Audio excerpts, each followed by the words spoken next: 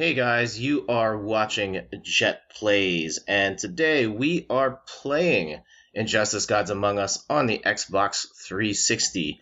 And if you watched the last episode where I used a comic book themed fighting game to talk about comic books, we're going to do that again. And this time we're going to switch over to DC, and in particular, I want to talk about Batman, because Batman's awesome. For the most part of my life, watching the movies and watching the Batman animated series and stuff, I've always felt like Batman was my favorite superhero because I really like the stories, the villains, Batman as a character having no real superpowers, but he just happens to be pretty strong for a human being and really smart. I love that about him, and reading a lot of the comic books now, that really comes through. So, I'm looking at my shelf now, and I've got over a dozen Batman trade paperbacks here. I actually have one sitting on the desk right now, Batman 66, which is actually a new series, a relatively new series, where it's comics set in the world of Adam West Batman.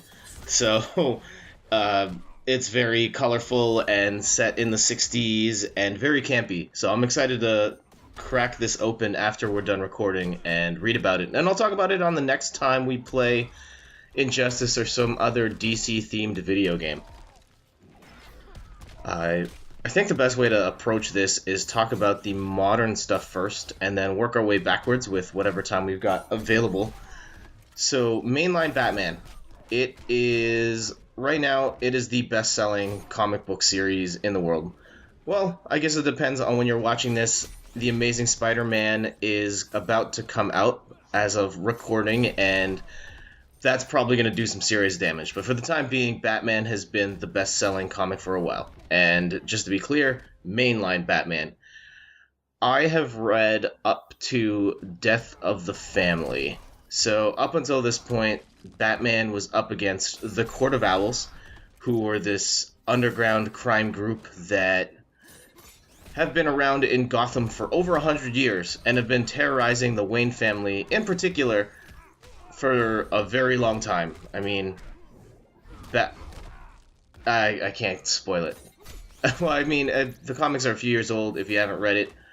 Yeah, I still won't spoil it, but he's in the first 12 issues of the book, he is up against this group that is pretty menacing, and I thought it was a really great read. There are some great psychological moments in the beginning, and then some great action scenes towards the end of that arc.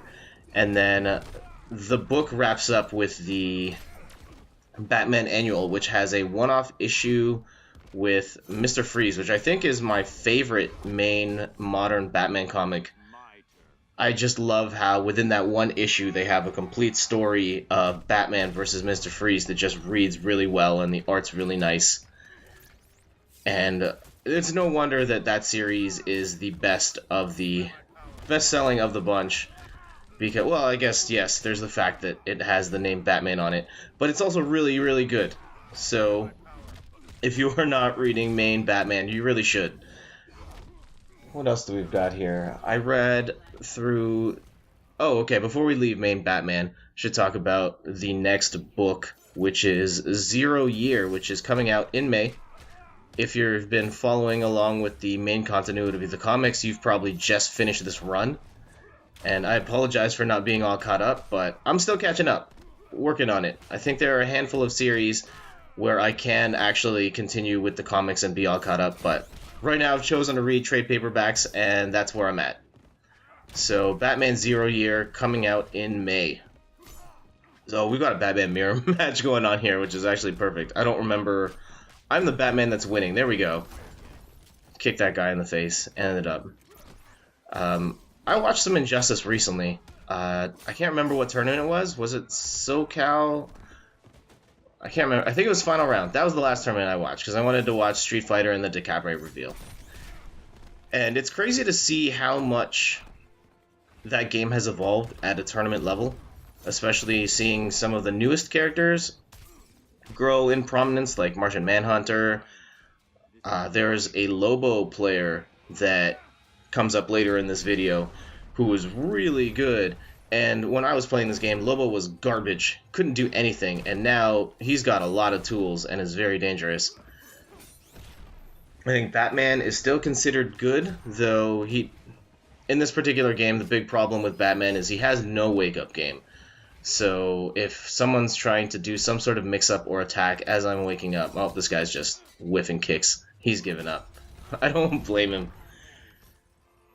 On Wake Up, he has nothing really to escape, like no Wake Up Shoryuken or anything like that. So, he's still a good character. Oh man, So just before... I don't know if I even hit the combo here in this video at all, but there's a combo I discovered where after I kick the guy up in the air, I dash, and then I do an uppercut, and then off the uppercut, I cancel into the bat grapple, which looks really cool. I think I do it once in this video at some point. I go for it a whole bunch, and I keep missing it. Anyway, other modern Batman comics. Detective Comics, I grabbed volumes 1, 2, and 3. So it was... Volume 1 was Faces of Death, Volume 2 is Scare Tactics, Volume 3 is Emperor Penguin. And I got all three of those at half price at Comic-Con, and I gotta be honest, I was not feeling it as much as mainline Batman. I think Volume 1 was good, where you got to see a lot of classic Batman villains, and it covers Batman in more of a detective role, narrating the whole book. It starts out solid, and I really like the conflict of the new character they introduced called the Dollmaker. The things he does are really creepy, particularly as they pertain to the Joker. Oh man, I didn't even talk about Death of the Family. Alright, we'll get back to that. So, Detective Comics, it starts out with this guy called the Dollmaker, and then from there, it kind of just meanders through... It feels like, well, there's a conflict with a Batman villain, and then he fights that villain, and then he fights another villain, and he fights another villain. At some point, the mystery is supposed to unravel as to who's ultimately behind this, and I think the art is great. So Tony Daniel does the art for the first year of it, and then in Volume 3, it switches over to Jason Fabok, who now does Batman Eternal. So the art's always great. But the writing for it, I think, in Volume 2 and Volume 3 are not very good. It was just very one note of all action scenes, and the character development isn't that great, and not really feeling it at all.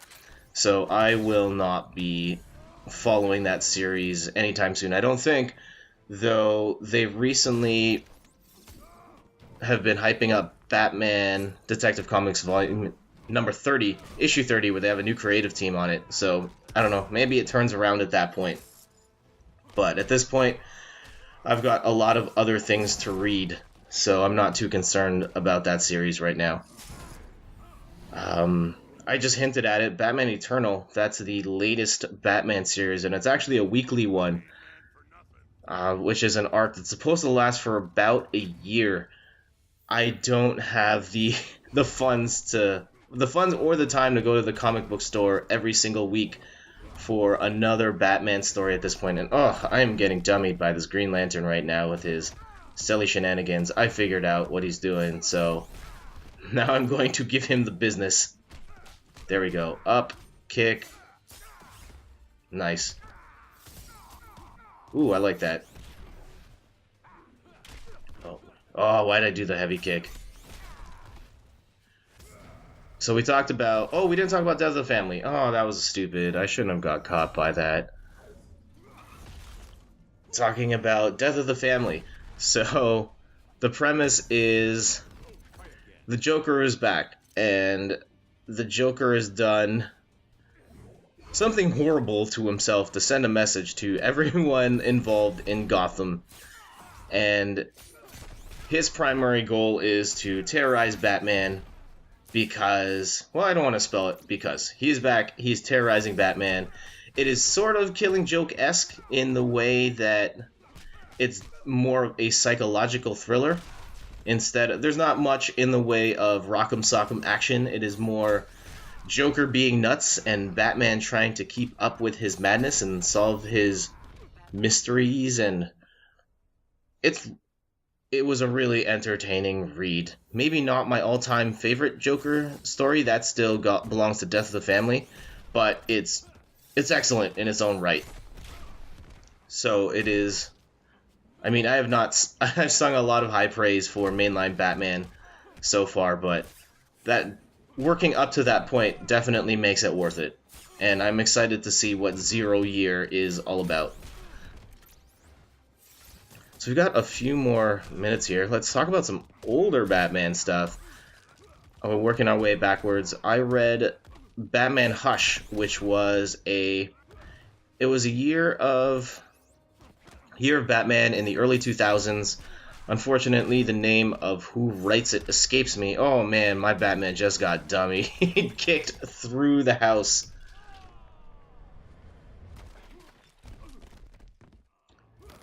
Where was I? I got thrown off by watching myself get hit like that. It was, oh, we're talking about Batman Hush. Unfortunately, I don't remember the writer, but the art is done by Jim Lee. And that series is recognized as one of the better Batman series, and I think the art on it is phenomenal. Jim Lee's work is always great, and his work on Batman is just amazing in the level of detail that everything is drawn to and how he brings the scenes to life. Like, when I think of superhero comic books, Jim Lee's art just seems to be the definitive look to me. When I think of comic books, I think Jim Lee. And yeah, his great artwork, and I will say for 90% of that run, it is, oh man, I should have finished that combo, and I'm not putting myself in a good spot to win this whole thing. I don't even know if I do, because now he's even health. Zoning me out. Oh, and there it is. Oh, he dropped it. Come on. Alright, come on, Jett. Do this. There it is! Oh, why'd I do that?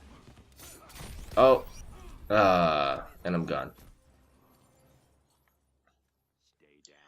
So yes, it's 90% of it is really awesome, and then it falls flat at the way the whole thing resolves. So I will not spoil it for you, but it doesn't end on a great note, but the adventure along the way is amazing, and for that, it's worth checking out. And it does involve all of your favorite Batman villains squaring off against the Dark Knight in some way, shape, or form. I guess the other significance of Batman Hush is that, I guess this is perfect because Catwoman's here. Catwoman plays a really big part in Batman Hush, where they kind of fall in love at that point, and that makes things a little more complicated for Bruce Wayne in particular.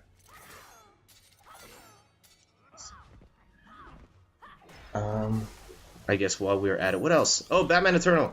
I don't know if I've talked about it yet. This is the latest Batman series. It's a weekly.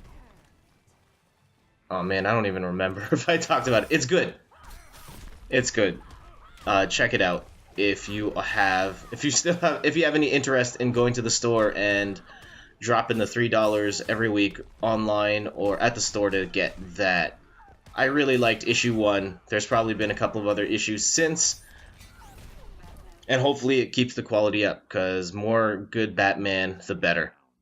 So I think this is... No, there's still a couple more matches on this reel to go. Do I have any other Batman stuff? Yeah, The Killing Joke. It is from the 1980s. It is quite possibly the classic Batman story, with Batman squaring off against the Joker, who's done some really bad stuff. Most notably, he shot Barbara Gordon in the back and paralyzed her, which is a part of the Batman continuity that is stuck for 20 years or so. So there's been no Batgirl for quite a while. Oh, there's the combo I was talking about, where I did the uppercut into the grapple.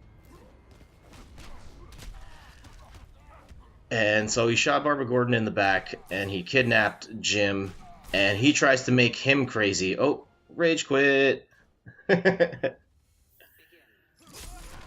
think this is the final match in this set of matches that are recorded. It's against a really good Lobo player. And if you've been paying attention up to this point, he has kicked my butt really good. That should have been a full combo, but oh well.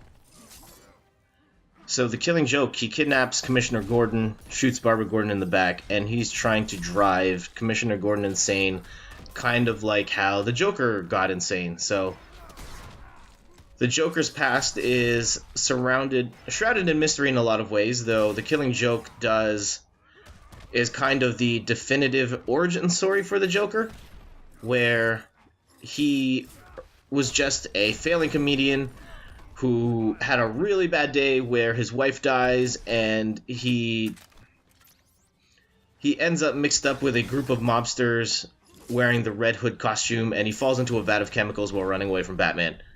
And that's what drove him nuts, and now he's trying to share the wealth, so to speak. And like Death of the Family, not much in the way of fighting, but a lot of mind games between the Joker and Batman with a really interesting ending to it. Oh man, things are not looking good for me over here. The Killing Joke is a classic. I would recommend the deluxe edition of that if you can find it. Oh man, this is not looking good for me at all. Just up by a hair. Like now I'm on that magic pixel. Uh-oh. And he gets the break too? Did I not burn meter here? Okay. Alright, maybe this isn't the last match. Spoilers, in the last match, I won. But I think we'll wrap it up, because I'm running out of Batman stuff to talk about. Well, do we want to get into thinking about it now? Other Marvel, other DC stuff? I wanted to save it for another episode, but sure, we'll talk about while we're here. I've also been reading Harley Quinn, and I am all caught up on that. Well, I guess by the time this comes out, maybe Harley Quinn number 5 will be out. I've been reading her solo series, and in issue 0, it's kind of breaking the fourth wall, where there's 17 artists on it, and she's auditioning a whole bunch of artists to see who's got what it takes to draw her ongoing series. And unfortunately I can't remember who won, but his work in the ongoing stuff is really good.